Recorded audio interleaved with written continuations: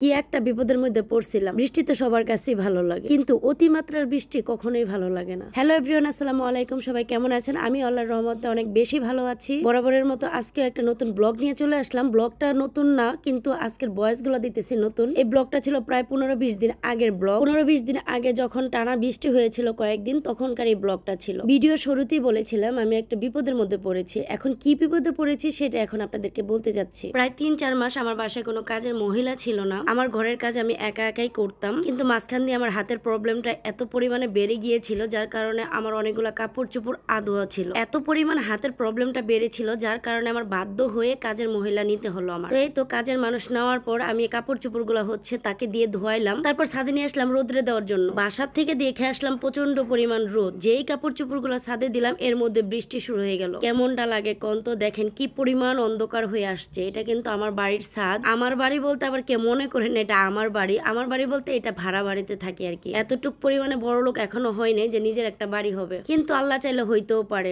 ইনশাল্লাহ কোনো একদিন হবে, সবাই দোয়া করবেন। আর এই নদীটা হচ্ছে শীতলক্ষা নদী। এখানে আমি আগে হাঁটতে যেতাম, এখন আর যাওয়া হয়ে ওঠে না, কারণ সময় পাই না। বৃষ্টির আগ মুহূর্তে পরিবেশটা এত পরিমাণ সুন্দর ছিল, আমার বাসায় যেতে ইচ্ছাই করতেছিল না, কিন্তু কি আর করার, প্রচুর পরিমাণে বৃষ্টি নেমে গিয়েছিল, যার কারণে ছাদে থাকা একদমই অসম্ভব হয়ে গিয়েছিল। কিন্তু এই বৃষ্টির মুহূর্তটা এত পরিমাণ সুন্দর ছিল, মনে হচ্ছিল আরো কিছুক্ষণ এই ছাদের মধ্যে থাকি। ছাদের মধ্যে কিন্তু কেউই ছিল না, আমি একা ছিলাম। বৃষ্টির কারণে কিন্তু আমি রুমে চলে আসছি। আর আমার রুমের কি অবস্থা আপনারা একটু দেখেন। যেহেতু অনেকদিন ধরে কাপড় চোপড় দেওয়া হচ্ছিল না, যার কারণে আমার অনেকগুলা কাপড় চোপড় জমেছিল। ওই যে দেখেন বলের মধ্যে কিন্তু আরো কাপড় চোপড় জমানো আছে, এগুলো আবার ধুইতে হবে। আমি কিন্তু কাপড় চোপড় গুলা ধোয়াইছিলাম রোদ দেখে, কিন্তু এখন দেখা যাচ্ছে রোদ আমার সাথে দুরুষ্টামি করছে, দুরুষ্টামি। আর এটা হচ্ছে আমার সেলাই মেশিন। আমি কিন্তু কাপড় চোপড় আলহামদুলিল্লাহ মোটামুটি ভালোই পারি। আমি কিন্তু এর আগে লেহেঙ্গার বিজনেসও করছি, এমনকি রেডি শাড়ির বিজনেসও করতেছি। এখন আপাতত কিছুদিনের জন্য অফ আছে। আল্লাহর রহমতে যদি আমার মন মানসিকতা দ্রুত ঠিক হয়ে যায়, আমি ইনশাল্লাহ আমার বিজনেসটা স্টার্ট করব। অনেক দিন ধরে হচ্ছে আমার জামা কাপড় বানানো হচ্ছিল না, যেহেতু ডায়েটে ছিলাম, এই কারণে আমি ড্রেসগুলো বানাইনি। এখন যেহেতু 17-18 কেজি ওজন আমার কমে গেছে, যার কারণে আমার আগের ড্রেসগুলো পরতে একটুও ভালো লাগে না, সেই জন্যই আমি ড্রেসগুলা বানাচ্ছিলাম। এমনিতেও সময় পায় না, কিন্তু ফাঁকে ফাঁকে হচ্ছে 3 পিস গুলা বানানোর চেষ্টা করি। এই জামাটা যখন বানাচ্ছিলাম তখন মনে মনে একটা জিনিস চিন্তা করতেছিলাম, এই জামাটা যে বানাচ্ছি আপনাদের খালাম্মা দেখলে কিন্তু আমার খবর আছে। তো সেলাই করতে করতে আমার প্রচুর পরিমাণে খিদা লেগে গিয়েছিল, যার কারণে আমি আগে খেয়ে নিয়েছিলাম। আর এটা কাচ্চি রান্না করা ছিল। খাবারটা আপনাদেরকে দেখাই নাই, কারণ আমি খাবার যদি দেখায় খাই তাহলে হচ্ছে আমার পেট ব্যথা করে। আপনারা তো নজর দিলেও দিতে পারেন, সেই জন্য আপনাদেরকে খাবারগুলা দেখাইলাম না, হাড্ডিগুলা দেখাইলাম। এখন হাড্ডিতে নজর দিলে কোনো সমস্যা নাই, কারণ হাড্ডি আমি খাবো না। আমি কিন্তু কাপড় সেলাই করে পরেও ফেলছি। এই যে দেখেন ফ্রকটা পরছি। তো আমি ঘরের কাজ বাজ শেষ করতে করতে এদিক দিয়ে যে মাগরিবের আজান দিয়ে দিছে সেটা আমি বুঝতেই পারিনি। যখন আমার কানে আজান আসতেছিল তখন তাড়াতাড়ি দৌড়ে আসলাম। হঠাৎ করে মনে পড়লো আমি না ছাদে কাপড় রোদ দিছিলাম, দৌড়ে আসছি নিতে। দেখেন কাপড় তুলতে তুলতে একদম অন্ধকার হয়ে আসছে।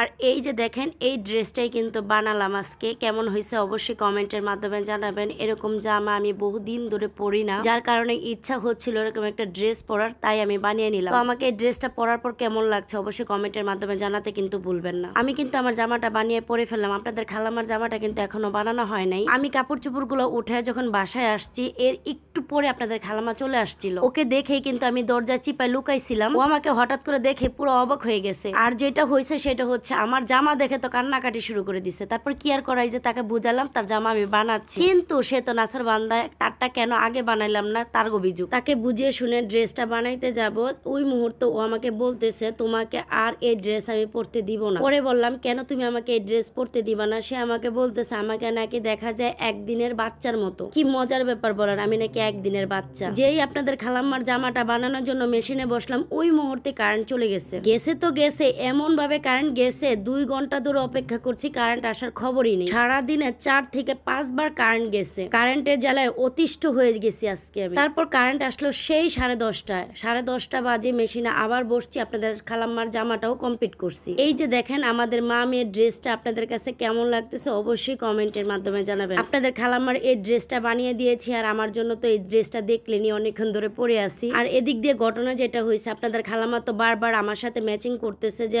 আমার সাথে তার জামাটাকে ম্যাচিং আছে কিনা। পরে আমি বলতেছি তোমার জামার সাথে আমার জামা ম্যাচিং আছে, এই যে দেখো। বলতেছে তোমার জামার সাথে তো কোনো ম্যাচিং নাই। পরে আমি তাকে যা বুঝাইলাম যে দেখো আমার আমার জামার ফুলের সাথে কিন্তু তোমার ড্রেসের সাথে মিল আছে। তখন গিয়ে সে খুশি হয়েছে যে না আসলে মিল আছে। যাই হোক, আমার আজকের ব্লগ ভিডিওটা আপনাদের কাছে কেমন লাগলো অবশ্যই কমেন্টের মাধ্যমে জানাবেন। আমি যথারীতি সবার কমেন্টে রিপ্লাই দেওয়ার চেষ্টা করব। আর নেক্সট ব্লগের জন্য কিন্তু অবশ্যই অপেক্ষা করবেন। একমাত্র তাদেরকেই বলবো যারা আমার ভিডিও দেখতে পছন্দ করেন। আর আমার প্রিয় ভাই ও বোনেরা যে যেখান থেকে আমার ভিডিওটা দেখছেন, সবাইকে আমার তরফ থেকে ভালোবাসা ও দোয়া রইল। অনেকেই হয়তো জানেন না আমার একটা ইউটিউব চ্যানেলও আছে, আবার অনেকেই জানেন আমার কিন্তু একটা পেজও আছে। তো আমার পেজের নাম হচ্ছে আরিস মম, আর আমার আইডির নাম হচ্ছে রোমানা আক্তার, আর আমার ইউটিউব চ্যানেলের নামও কিন্তু আরিস মম। যে যেখানে ফলো দেওয়া নাই সবাই কিন্তু এগুলাতে ফলো দিয়ে রাখবেন, যেন আমার ভিডিওগুলা ছাড়া মাত্রই আপনারা দেখতে পারেন। তো সবাই ভালো থাকবেন, সুস্থ থাকবেন। আবার দেখা হচ্ছে আমার নেক্সট ব্লগে। ততদিন কিন্তু অসুস্থ থাকলে হবে না, অবশ্যই সুস্থ থাকতে হবে। সুস্থ যদি না থাকেন তাহলে আমার নেক্সট ব্লগ কিভাবে দেখবেন।